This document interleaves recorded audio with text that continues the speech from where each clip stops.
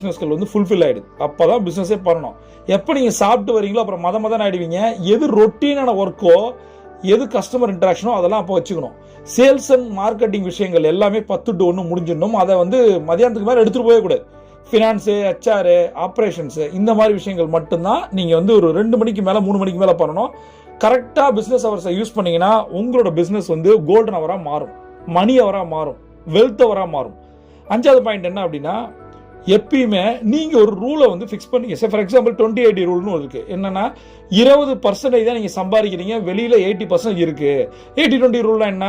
80% business 20% மக்கள் தான் தராங்க. அப்ப வந்து நிறைய டைம் வேஸ்ட் பண்றோம். 80% வந்து சேர்ந்தே 20% ரிசல்ட். இந்த மாதிரி ஒரு ரூலர் பிரின்சிபல் வச்சிருந்தீங்கன்னா, பொமரோடா டெக்னிக் ஒன்று இருக்கு. 25 நிமிஷம் பிளஸ் 5 நிமிஷம் ரெஸ்ட்.